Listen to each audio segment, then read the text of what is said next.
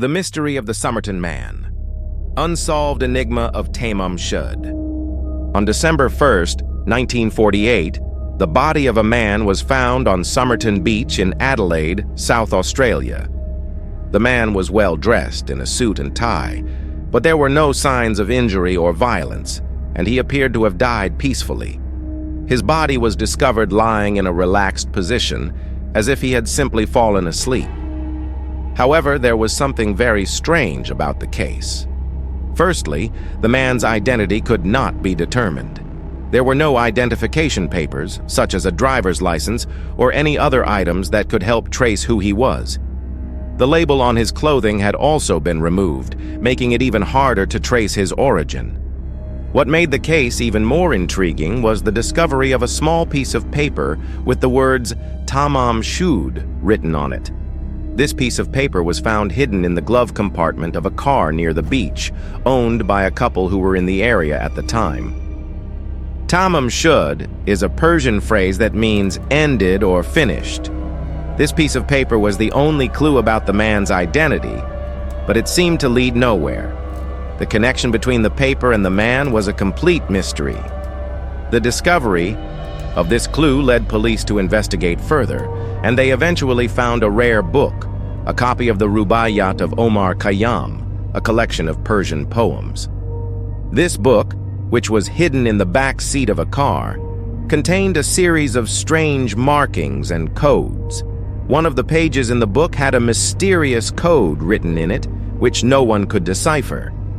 As the investigation continued, more and more strange details emerged. Some theorists began to suggest that the book and the codes could be linked to espionage or an international spy network. This idea arose because the time period coincided with the early stages of the Cold War, a time of political tensions and espionage, particularly involving the United States, the United Kingdom, and the Soviet Union. Moreover, the police discovered that a woman who seemed to be linked to the case was also associated with a number of other mysterious events. She was known in the city as a woman with a distinctive appearance, but her name was also unknown at the time. The woman, who was never publicly identified, was said to have been involved with the Somerton Man, but she denied any close relationship. As investigators dug deeper into the woman's life, even more confusing details emerged. Reports suggested that she had been at the beach shortly before the body was found, and some even speculated that she might have been involved in the mystery in some way. However, despite the thorough investigation, her name was never revealed.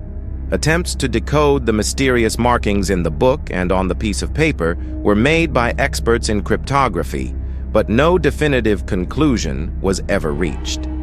None of the codes, to this day, have been successfully translated, adding even more mystery to the case. Some theories suggest that the code might have been a key to a greater secret, as if the man had been trying to convey some crucial information before his death.